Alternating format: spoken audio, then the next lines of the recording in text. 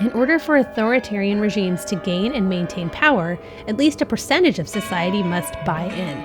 Every year on May 9th, Russian streets explode into a grand display of tanks, marching soldiers and fireworks.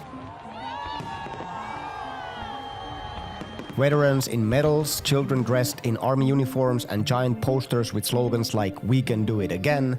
The music blares, the red banners fly, and the whole country seems swept up in one giant ritual.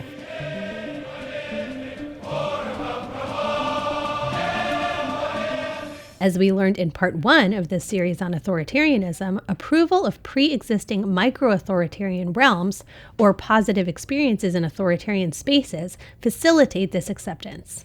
But there are numerous ways for authoritarian regimes to take control, including force, coercion, manipulation, and persuasion.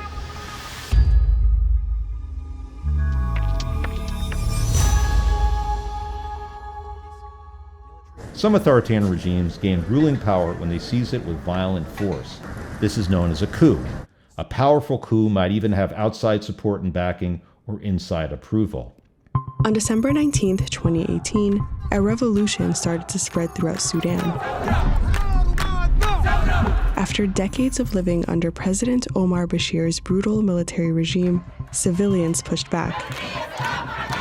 They wanted a democracy in their country. A few months later, this man and this man helped take down Bashir in a coup, and then promised protesters the future they had demanded. 4 years later, the same two men are now at war with each other, tearing Sudan apart, killing hundreds of civilians. So how did Sudan go from this to this in such a short time? And how did these two powerful men go from partners to enemies? Some authoritarian leaders or parties might initially be appointed or elected and even maintain the outward appearance of a representative democracy while working to gradually erode a truly fair and free democratic process. For example, an electoral autocracy might hold elections but manipulate the media, intimidate or imprison their opponents, or engage in electoral fraud. Or an authoritarian regime might maintain a judiciary, but rather than serving independently as a check and balance, this judiciary might instead function to repress political challengers and enable the otherwise or previously illegal behavior of the autocracy. When governments maintain outward appearance of democracy but function as an autocracy, they are known as backsliding or illiberal democracies. Győztünk. In latter cases, it might be difficult to tell exactly when a government has become authoritarian. But no matter how the power is gained, there are key recognizable actions taken by authoritarian regimes. Here are a few. Rather than relying on a broad and diverse base of nonpartisan experts, authoritarian regimes are characterized by a small group of inner sanctum advisors, which often includes family members. When coming into power, authoritarian leaders or regimes either capitalize on a pre-existing state of fear or dread, or create that fear themselves. They often paint some ethnic, racial, religious, or political group as a threat, presenting them as others or outsiders from which the mainstream needs to be protected. Other authoritarian regimes gain control by exploiting or creating a crisis and stepping in as a savior. Merry Christmas. Kayo mga durugista, magdanakaw, mga korap, mga kriminal, at yung napapahirap sa Pilipino. Kaya kung ayaw ninyong minto at patuloy pa rin ang karahasan, ito na ang huli ninyong Merry Christmas. You are free to kill the idiots. That is my order to you. Always in the performance of a duty. El akarják venni az országunkat, hogy néhány évtized alatt önként adjuk át másoknak. Más földrészről érkező idegeneknek és Particularly in so-called backsliding democracies, those in power want to prevent protest while entrenching their influence. They can use a number of tactics.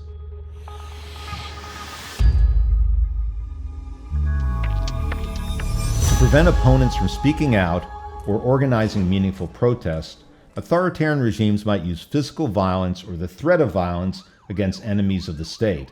They also might engage in more indirect forms of coercion or intimidation, such as lawsuits or discrediting campaigns.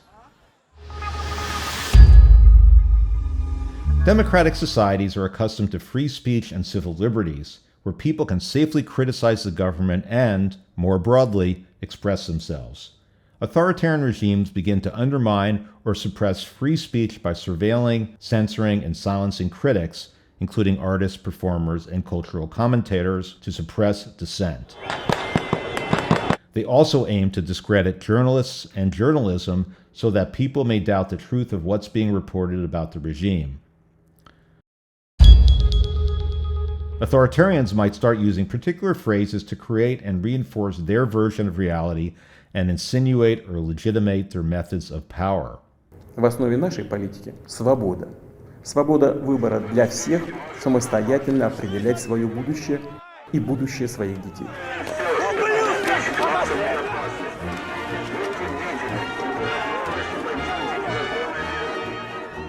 Decades ago, linguist George Lakoff identified linguistic signifiers for authoritarian power as being those of the strict father, including references to self-discipline and control, greatness and power of an all-or-nothing quality where the winner takes all and the loser sucks. In their political rhetoric, authoritarian leaders reference the need for strict rules, consequences for disobedience, hierarchical structures, and the importance of traditional authority. Much like a strict father, authoritarian power is deeply connected to the image of the strong man. Authoritarian regimes promote powerful masculinity and seek to curtail the rights of women and LGBTQ+ people, building support through propaganda and grandiosity. Authoritarian regimes need to build and maintain support. Especially in the early days, they may try to sell their new leadership and make claims for its legitimacy. If you ask what we are actively fighting for under our charter, first, a social just white Gentile ruled United States. Second, Gentile-controlled labor union free from Jewish Moscow-directed domination.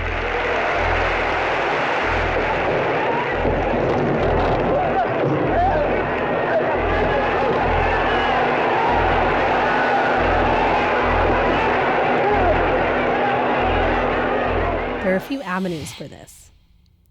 Dealing authoritarian bargains with influential business people and revered religious leaders who will throw their support behind the regime, building its base of supporters in exchange for something they need. Winning over the public with grandiose public works, such as infrastructure projects and impressive public spectacles. Creating compelling propaganda to manipulate the understanding of the new regime by capitalizing on shared cultural beliefs, values, aesthetics, and ideals, manipulating nostalgia, and crafting new, positive emotional relationships and visceral responses to the authoritarian government. Mobilizing willing participants. Authoritarian regimes can't do it all by themselves. They need to recruit and mobilize a force willing to enact their policies, enforce their ideology, surveil, and even attack others who might resist it. Psychohistorian Robert J. Lifton has studied the behavior and psychology of perpetrators of violence in the name of ideological movements.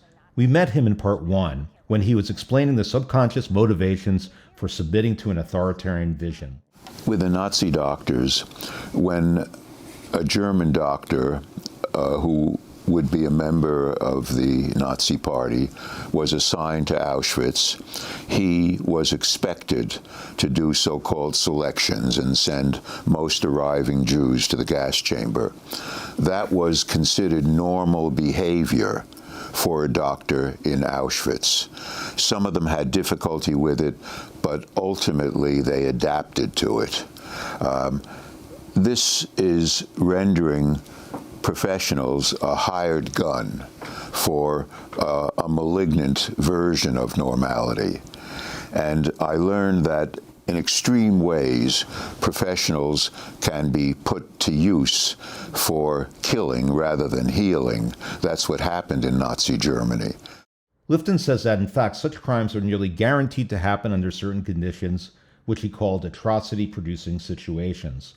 Such situations typically involve a process of socializing people to psychological state of fear, desperation, or rationalization of violence under hierarchies of military command that require, encourage, or condone it as forwarding a group ideology or a goal. This is La Campanera. It used to be one of the most dangerous neighborhoods in the most dangerous city in one of the most dangerous countries in the world, El Salvador. El Salvador has been known as the murder capital of the world. Just to get an idea, in 2015, the murder rate in El Salvador was higher than any country on earth, and more than 20 times higher than the US.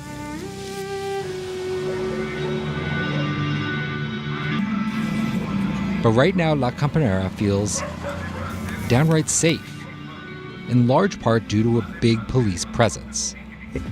Gang-related murders in El Salvador have plummeted to their lowest levels this century, and almost every person attributes it to this man. Authoritarian governments, while stripping individuals of their rights and hijacking their political power, may also enjoy widespread support, at least for a time. Some supporters may be pulled in by the allure and spectacle of the new regime, seeing possibilities. Some may actually agree with more oppressive tactics, particularly if they perceive these as targeting only certain groups of which they are not a part. Others may be somewhat reluctant, but ultimately find it worth it to sacrifice certain rights and freedoms in exchange for stability or prosperity. Despite their big claims, at best, authoritarian states result in worse long-term health outcomes for their people, along with a weaker economy filled with more corruption than in democratic nations. And at worst, they deprive people of their liberty, violate their rights, and initiate a slide into fascism and totalitarianism, which is typically associated with mass atrocity. So how do individuals and societies resist authoritarianism? What are the political, social, and cultural strategies that work to prevent the ascent of authoritarian leaders or take them down? It's important to remember that not all bids for authoritarian power are successful. Swift action and mass resistance can nip it in the bud. Part of what may be required to fight emerging authoritarianism is to recognize it for what it is and be committed to rejecting it. South Korean President Yoon Suk-yeol remains out of the public eye after shocking the world with his brief failed attempt at imposing martial law here. Since then, protests against him are growing louder. Thousands are joining rallies. They're chanting Yoon Suk-yeol must resign. The crowd, a mix of generations, equally outraged by the attempt to upend democracy. Citizens living in backsliding democracies do not need to accept the loss of freedom as inevitable. People can hold on to power and reverse major shifts by visibly protesting, participating in grassroots campaigns, running for local government, and voting. They can get involved in the community and strengthen bonds, even across political differences, to find common ground in support of democratic rights and freedoms. We actually just got the decision, Sherry. The South Korea court has upheld the impeachment of President Yoon. That decision just coming through now, the Constitutional Court ruling and upholding that impeachment of President Yoon after he declared that martial law decree in December of last year. But even if an authoritarian regime has taken hold, the possibility for resistance and dissent remains, and often, especially when political power is curtailed, some of the most powerful forms of resistance incorporate culture. Grassroots activist movements typically employ strategies of public protest and demonstration against authoritarian regimes. Those most galvanizing involve artistic expression, including chants, songs, slogans, painted signs, and other forms of visual expression, and even more elaborate performance pieces. When outright political protest becomes too dangerous, underground movements have played a key role in overthrowing authoritarian and totalitarian regimes. Some of these movements might operate in plain sight, or coalitions might physically retreat into hiding and create new communities there. Some members might escape and work in exile. The advent of the internet and social media activism has made it somewhat easier for networks of resistance to remain in contact, spread information, and garner international support. With enough support, external pressure, such as economic sanctions, can help weaken authoritarian regimes. Authoritarian regimes play to deep-seated, even subconscious psychological fears. They manipulate potent language and symbolism to shape public perception of their policies and aims while attempting to discredit or silence their opposition. And if people living in democracies don't stay vigilant, they may amass critical support and resources before many realize that democracy has been eroded.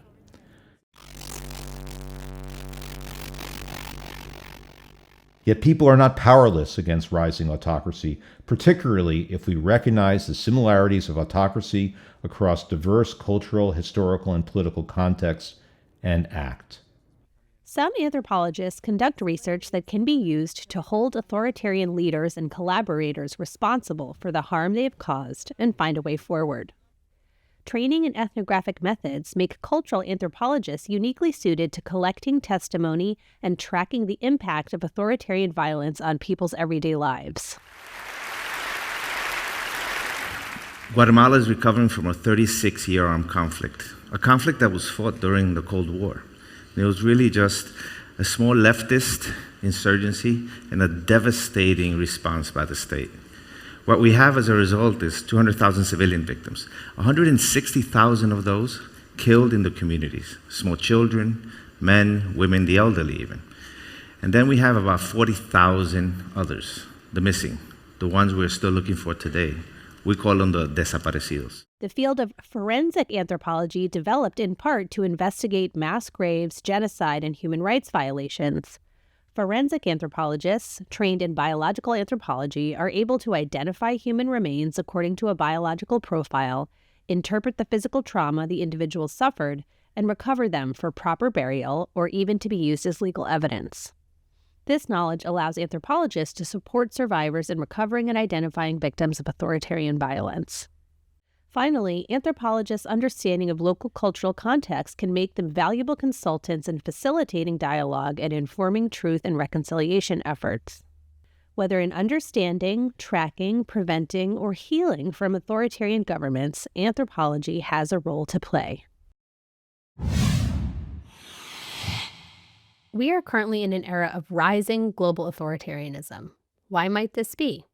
Based on what you've seen in the series on authoritarianism, do you think this form of government is taking hold in the United States? Why or why not?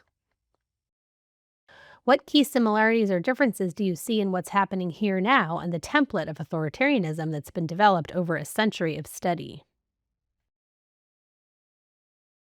Thanks for watching. I hope you enjoyed this video. If you want to learn more, here are some useful resources in the description below. Don't forget to like and subscribe to get your regular dose of anthrodorphins. If you want to learn more about the psychology of atrocity and how average people can be socialized to hurt others, check out our content on states of exception in our Power series and on the Stanford experiment in our Forms of Violence series.